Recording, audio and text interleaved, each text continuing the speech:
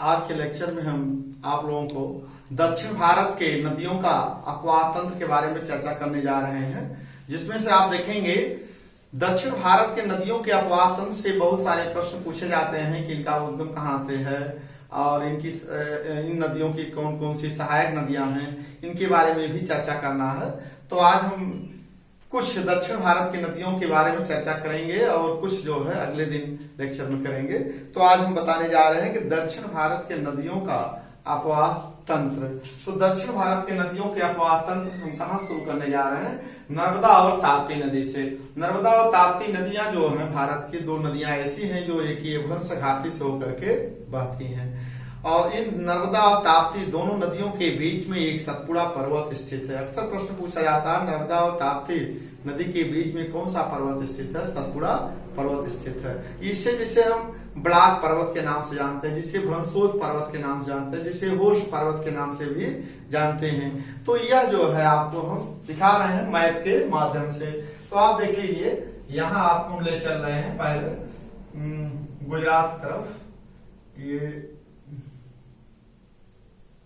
ये आप देखिए, आपको हम गुजरात पहुंचा दिए। फिर आप देखेंगे कच्छ की खाड़ी भी ले चलेंगे। आज ये कच्छ की खाड़ी की तरफ चले गए आप यहाँ। फिर आप देखेंगे, अब हम आपको दिखा रहे हैं, जब पहाड़ियों का क्रम हम बता रहे थे सतपुड़ा पहाड़ी का, तो देखिएगा यहाँ पर राजपीपला सतपुड़ा पर्वत का जो पश्चिमी छोर है वह आपका जो है सतपुड़ा पर्वत है। क्या है? सतपुड़ा पर्वत है। कौन सा पर्वत है? सतपुड़ा पर्वत है।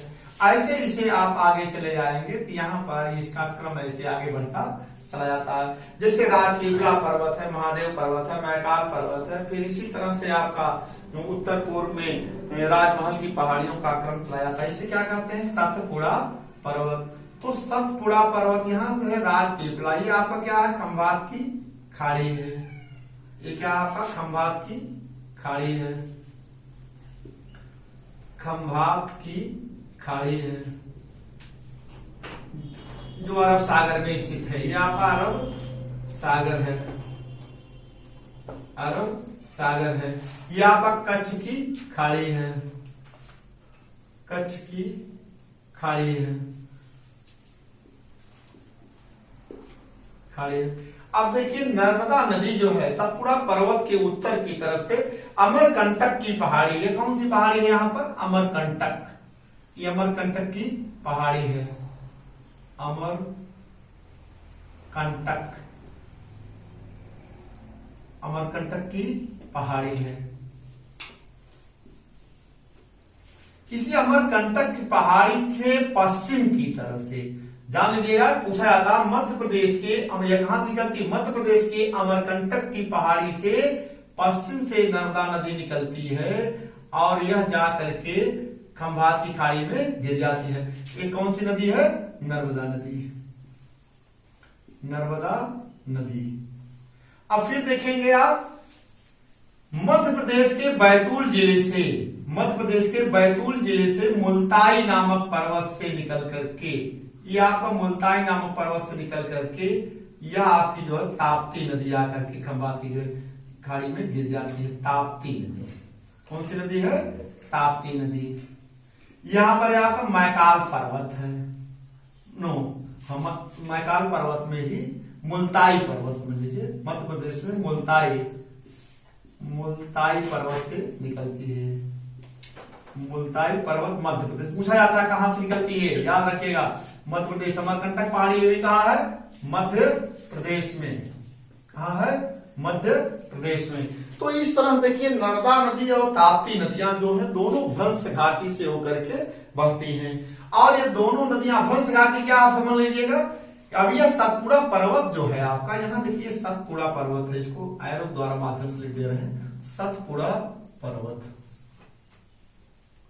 सतपुड़ा पर्वत है ये। अब आप यह मान करके चलिए कि नर्मदा नदी जो है, कि नर्मदा नदी के दक्षिण और ताप्ती नदी के उत्तर कौन सा पर्वत स्थित है? सतपुड़ा पर्वत है। आप सपोज करिए 3 रो है, 3 पंक्तियां, 3 लाइन में बच्चे बैठे हुए हैं। उसके दाएं और बाएं दोनों किनारे के रो जो है वो बैठ जाए, सब्सिडेंस हो जाए, अवतरण हो जाए, धंस जाए, और बीच वाला भाग जो है वह, बीच वाली रो जो है वह बचा रहे, तो उसे हम क्या कहते हैं? ब्लैक पर्वत कहते हैं, भ्रंशोथ पर्वत कहते हैं, या होस्ट पर्वत के नाम से जानते हैं। और जो वह सब्सिडेंस हो गई, दाएं और बाएं की रो पंक्तियां, वह स्थान भ्रंश, सब्सिडेंस मतलब धसाव हो गया, वह स्थान जल ग्रहण कर लिया, उसी कहा जाता है भ्रंश घाटी। क्या कहते हैं उसको? भ्रंश घाटी। सपोज कर लीजिए यह आपका, हम बता दे रहे हैं, जैसे सपोज कर लीजिए यह आपका स्थल है। क्या है? स्थल है। ये क्या आपका स्थल है। अब इसके आसपास की भूमि यहां देख लीजिए, ये हिस्सा, ये हिस्सा, यहां ये इसका सब्सिडेंस हो गया, अवतरण हो गया, अवतरण, और इसका भी अवतरण हो गया, अवतरण हो गया। अब बीच वाला भाग जो है ये बचा हुआ है, तो ये बीच वाला, अब ये जो अवतरण मतलब धसाव, सब्सिडेंस, अवतरण हो गया, तो जब ये धंस गया भाग, बीच वाला भाग ये उठा ही रह गया। या इसी तरह से भी समझ सकते हैं, जैसे ये सपोज कर लीजिए ऐसे पर्वत हम बना दे रहे हैं, अब यह आपका जो है धंसने की क्रिया दिखा दे रहे हैं, ऐसे भी समझ लीजिए, ये धसाव की क्रिया हो गई है, अब यह जो है धसाव की क्रिया है। ये पहले ये भी इतना ऊंचा था, लेकिन ये धंस गया, ये सब्सिडेंस हो गया, ये क्या आपका ब्लैक पर्वत है, जिससे हम क्या कहते हैं? ब्लैक पर्वत या भ्रंशोथ पर्वत या होस्ट पर्वत। ये धसाव की क्रिया है, सब्सिडेंस है, अवतरण है। क्या है? अवतरण। इसी तरह से इधर भी अवतरण है। तो ये धसाव, इसके हमारे कहने का मतलब ये है कि 3 रो में बच्चे बैठे हुए हैं, उसके दाएं बाएं के दोनों रो का जो सब्सिडेंस हो जाए, धंस जाए, और बीच वाला भाग जो बचा रहता है उसी को हम ब्लैक पर्वत कहते हैं, उसी को होस्ट पर्वत के नाम से या भ्रंशोथ पर्वत के नाम से जानते हैं। तो यह जो है इसी को भ्रंश घाटी कहा जाता है, दाएं बाएं का। रो तो समझाने के लिए हम आपको बता रहे हैं, रो में ऐसे बहुत व्यापक क्षेत्र में आप देखते हैं सतपुड़ा पर्वत है। सतपुड़ा पर्वत के उत्तर में नर्मदा नदी का भ्रंश हुआ, और सतपुड़ा पर्वत के दक्षिण में ताप्ती नदी का भ्रंश हुआ, जो कि एक भ्रंश घाटी से होकर के बहती हैं। अब इसीलिए कहा जाता है नर्मदा और ताप्ती नदियां जो हैं ये भ्रंश घाटी से होकर के बहती। भारत की मात्र 3 नदियां हैं, एक तो है नर्मदा और ताप्ती नदी, तीसरी नदी आपकी दामोदर नदी है, जो भी भ्रंश घाटी से होकर के बहती है। तो नर्मदा और ताप्ती नदियां जो हैं ये खंभात की खाड़ी में गिरती हैं, जो कि ये आयस्वरी का निर्माण करती हैं। किस चीज का निर्माण करती हैं? आयस्वरी का। ये डेल्टा का निर्माण नहीं करती। ये भी पूछा जाता है भारत की वह कौन सी नदी है जो कि डेल्टा का निर्माण नहीं करती है। तो नर्मदा और ताप्ती दोनों नदियां जो हैं डेल्टा का निर्माण नहीं करती हैं, ये डेल्टा का निर्माण नहीं करती हैं, नहीं करती हैं। ये क्या कर आयस्वरी का निर्माण करती हैं। किस चीज का निर्माण करती हैं? आयस्वरी का निर्माण करती हैं। आयस्वरी, जिसे हिंदी में कहा जाएगा, इंग्लिश में आयस्वरी, हिंदी में से ज्वार नद मुख डेल्टा कहा जाता है। ज्वार नद मुख डेल्टा, ज्वार नद मुख डेल्टा का निर्माण है। अब देखिए ये ऊंचाई से पर्वत पठारी क्षेत्र से नदियां निकलती हैं, यहाँ पर जो लहरें आती, जो ये नदियां नर्मदा और ताप्ती नदियां अपने मार्ग से जो भी अवसाद को बहा कर ले आती हैं, अब खंभात की खाड़ी में गिरा देती हैं। लहरें आती हैं, उस अवसाद को समुद्र के अंदर की तरफ बहा ले जाती हैं। उस कहने मतलब नर्मदा और ताप्ती नदी के मुहाने पर अवसाद जमने नहीं पाता है, और लहरें जो हैं उसको समुद्र के अंदर की तरफ बहा ले जाती हैं। तो उसे कहा जाता है आयस्वरी, ज्वार नद मुख डेल्टा कहा जाता है। तो इस तरह से जो है नर्मदा और ताप्ती नदियां जो हैं ज्वार नद मुख डेल्टा का निर्माण करती हैं, या हम जिसे कहते हैं आयस्वरी का निर्माण करती हैं। नर्मदा और ताप्ती नदी किस खाड़ी में गिरती हैं? खंभात की खाड़ी में। तो इस तरह से जो है आपका जो है नर्मदा और ताप्ती नदी। अब हम आपको बता दें नर्मदा नदी की सहायक नदियां कौन सी हैं, ताप्ती नदी की कौन सी सहायक नदी है। तो इस तरह से जान लीजिए नर्मदा नदी की सहायक नदी जो है आपका नर्मदा नदी की सहायक नदियों का नाम हम लिख दे रहे हैं, आप याद रखिएगा, परीक्षाओं में अक्सर पूछा जाता है। तो इस तरह से देखिए, बरना नदी, नर्मदा नदी सहायक नदी, नर्मदा नदी की सहायक नदियां, सहायक नदियां। अब इसमें जान लीजिए कौन कौन सी नदियां हैं, आप ध्यान सुनिएगा।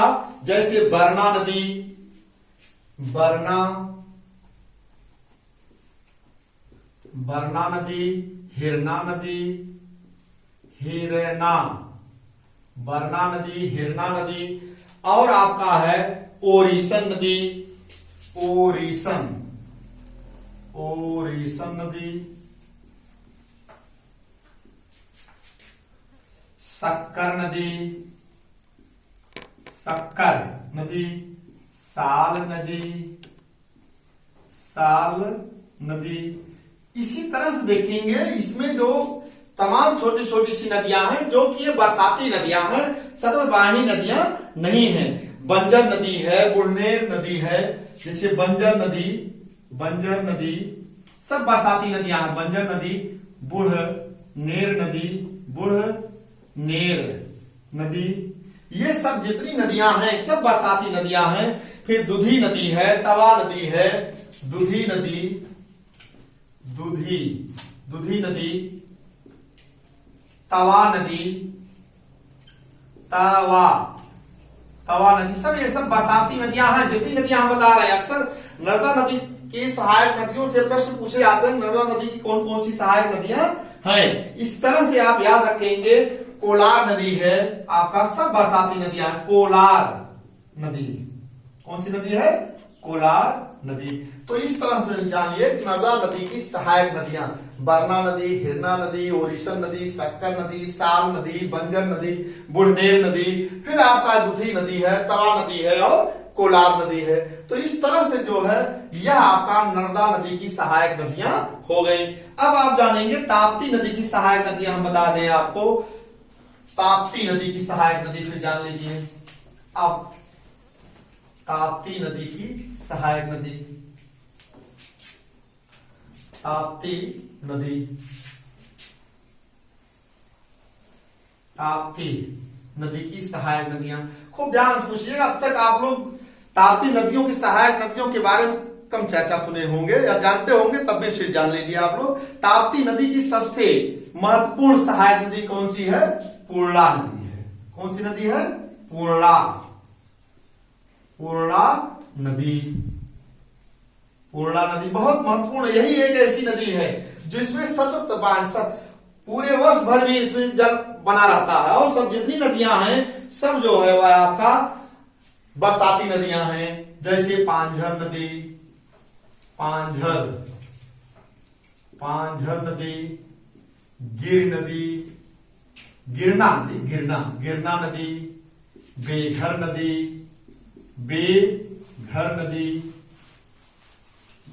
पांझर नदी, गिरना नदी, बेघर नदी, फिर आपका आनेर नदी, बोरी नदी, आनेर नदी, बोरी नदी, ये सब जो है बरसाती नदियां हैं। इस तरह जान लीजिए, पूर्णा नदी, पांझर नदी, गिरना नदी, बेघर नदी, आनेर नदी और बोरी नदियां, ये सब जितनी नदियां हम आपको बता रहे हैं यह सब जो है बरसाती नदियां हैं। इसमें केवल एक सबसे महत्वपूर्ण नदी कौन सी है? पूर्णा नदी जो है, जिसमें 12 महीना सतत वाहिनी नदियां हैं। 12 महीना इसमें जल बना रहता है। तो यह ताप्ती नदी की सहायक नदियां हो गई। नर्मदा नदी की सहायक नदियां और ताप्ती नदी की सहायक नदियां, सभी नदियों को आप जो है याद रखिएगा, परीक्षाओं में पूछा जाता है। ये ताप्ती नदी और नर्मदा नदी के से बहुत सारे प्रश्न पूछे जाते हैं। तो यहां तक एक प्रश्न बनता है, नर्मदा और ताप्ती नदी के बीच में कौन सा पर्वत स्थित है? सतपुड़ा पर्वत स्थित है। यह अमरकंटक की पहाड़ी के पश्चिम से निकलती है और जाकर के ये खंबात की खाड़ी में गिरती है। ताप्ती नदी मुल्ताई पर्वत मध्य प्रदेश से निकल करके जो है खंबात की खाड़ी में गिरती है। तो इस तरह से जो है आपका ये नर्मदा और ताप्ती नदियों का उद्गम क्षेत्र हो गया। अब हम आपको बताएंगे साबरमती नदी। साबरमती नदी देखिए, साबरमती नदी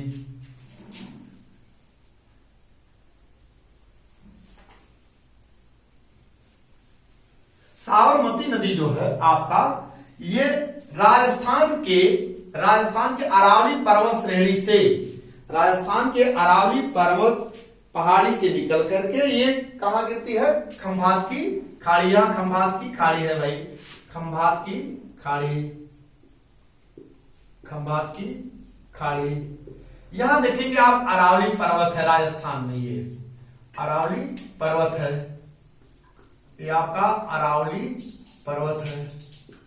यहां से ये नदी, कौन सी नदी निकलती है? साबरमती नदी। साबरमती नदी यहीं से निकलती है और आकर के जो है खंभात की खाड़ी में गिर जाती है। इस नदी का नाम क्या है? साबरमती। अहमदाबाद शहर जो है इसी पर नदी के किनारे स्थित है, साबरमती नदी। साबरमती नदी भी जो है, यह जो है बरसाती नदी है और ये खंभात की खाड़ी में गिरती है। और इसकी भी सहायक नदियां हैं, जैसे आप जान माझम नदी में साबरमती नदी की सहायक नदियां लिखते हैं हम। साबरमती की सहायक नदी माझम नदी,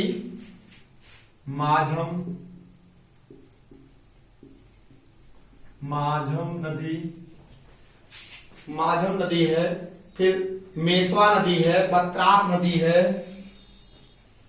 मेसवा नदी है, मेसवा नदी, बत्राक नदी, बत्राक, फिर सेंधी नदी, सेंधी नदी, ये सहायक नदियां हैं। अब साबरमती की सहायक नदी कौन कौन सी हो गई? माझम नदी, मेसवा नदी, बत्राक नदी और सेंधी नदी।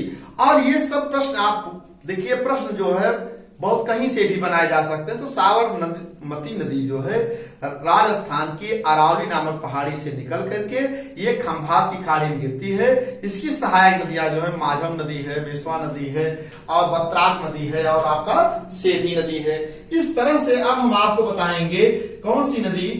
माही नदी। माही नदी जो है आपको बता दें, माही नदी। माही नदी भारत की एक ऐसी नदी है जो कि कर्क रेखा इसको 2 बार काटती है। माही नदी को कर्क रेखा, परीक्षाओं पूछा जाता है कि कर्क रेखा भारत की किस नदी को 2 बार काटती है? तो भारत की मात्र एक नदी है माही नदी, जो कि कर्क रेखा इसको 2 बार काटती है। माही नदी कहां से निकलती है? विंध्याचल पर्वत के विंध्याचल पहाड़ी क्षेत्र से निकलती है। तो विंध्याचल के पश्चिम पर्वत से निकल करके यह जो है सीधे खंभात की खाड़ी में, अब यहां आप जानते हैं विंध्याचल पर्वत आपका यही है। ये क्या है आपका? विंध्याचल पर्वत, विंध्याचल पर्वत। अब देखिए विंध्याचल पर्वत के पश्चिम यही है आपका, पश्चिम से ये जो है माही नदी निकलती है, इसे आकर के खंभात की खाड़ी में गिर जाती है। अब कर्क रेखा यहीं से होकर के गुजरती है। ये कौन सी नदी है? माही नदी। माही नदी, माही नदी विंध्याचल पर्वत के पश्चिम से निकल करके और यह खंभात की खाड़ी में गिरती है। माही नदी को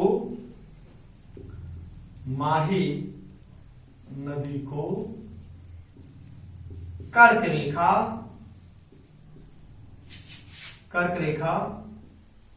2 बार काटती है, 2 बार काटती है। ये प्रश्न पूछा जाता है परीक्षाओं में कि भारत की किस नदी को कर्क रेखा को 2 बार काटती है? तो माही नदी जो है कर्क रेखा को 2 बार काटती है, या माही नदी को कर्क रेखा 2 बार काटती है, या कर्क रेखा माही नदी को 2 बार काटती, चाहे जिस तरह से आप इसको समझें। याद रखिएगा, पर परीक्षाओं में पूछा जाता है माही नदी ही एक एक ऐसी नदी है जो कि कर्क रेखा इसको 2 बार काटती है और ये कहां गिरती है? खंभात की खाड़ी में। अब आपका एक नदी और है, लूनी नदी है। कौन सी नदी है? लूनी नदी। लूनी नदी जो कहां से निकलती है, यह आप जान लीजिए, लूनी नदी जो है अजमेर के दक्षिण पश्चिम अरावली पहाड़ी से निकलती है। अब यहां पर लूनी नदी देख लीजिए,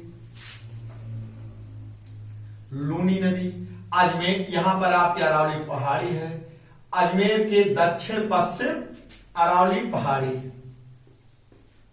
अरावली पहाड़ी, अजमेर के, अजमेर है यहां पर, अजमेर के दक्षिण पश्चिम से, दक्षिण पश्चिम से ये नदी निकलती है और जाकर के यह कच्छ के रन में, कहां पर? कच्छ के रन में। यह आपका दलदली क्षेत्र है, कच्छ का रन है, यह कच्छ का रन, कच्छ का रन दलदली क्षेत्र है, दलदली क्षेत्र। अब यह आपकी कौन सी नदी? लूनी नदी है, लूनी नदी। यह जो है लूनी नदी जो है अजमेर के अरावली पहाड़ी के दक्षिण पश्चिम से निकल करके कच्छ के रन के दलदली भाग में यहीं पर जो है ये इसका मुहाना समाप्त हो जाता है। अब भारत की मात्र यह एक ऐसी नदी है जिसके उद्गम क्षेत्र से लेकर के 100 किलोमीटर तक के बहाव क्षेत्र में मीठा जल पाया जाता है और 100 किलोमीटर के आगे से इसका जो है खारा जल पाया जाता है। तो कहने का मतलब यह है कि इसके उद्गम क्षेत्र से लेकर के उद्गम से 100 किलोमीटर तक, 100 किलोमीटर तक मीठे पानी, मीठा जल। इसके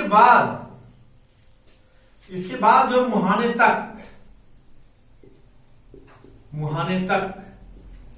खारा जल पाया जाता है, खारा जल पाया जाता है, खारा जल प्रवाहित होता है या कह सकते हैं प्रवाहित होता है। इसका मेन कारण यह है यहां की स्थलीय बनावट, जब मरुस्थलीय क्षेत्र चलती है तो वहां पर जो है पहुंचती है, वहां पर एक खारा, वहां की जो स्थल है, धरातल है, वो खारा है, इसलिए वो धरातल ही खारा है तो उसका पानी भी खारा हो जाता है। इसका एक ही मेन कारण है। तो इस तरह से आप देखिएगा कि यह लूनी नदी जो है उद्गम क्षेत्र से लेकर के, मतलब अजमेर के दक्षिण पश्चिम से लेकर के 100 किलोमीटर तक बहाव तक इसका जल जो होता है मीठा होता है। इसके बाद वहीं से लेकर के कच्छ के रन तक इसका जल जो होता है वह खारा होता है। इससे बहुत सारे प्रश्न बनाए जा सकते हैं। तो इसकी जो सहायक नदियां हैं सब ये बरसाती नदियां हैं। जैसे आप जान लीजिए सरस्वती नदी, इसकी सहायक नदी जो है, सहायक नदी भी जान लीजिए, सहायक नदी किसकी? लूनी की सहायक नदी कौन सी है? सरस्वती, सरस्वती नदी, सुकरी नदी, सुकरी नदी, सब ये सब बरसाती नदियां हैं भाई। सरस्वती नदी, सुकरी नदी, फिर जवाई नदी, सब बरसाती नदियां हैं। जवाई नदी, बूंदी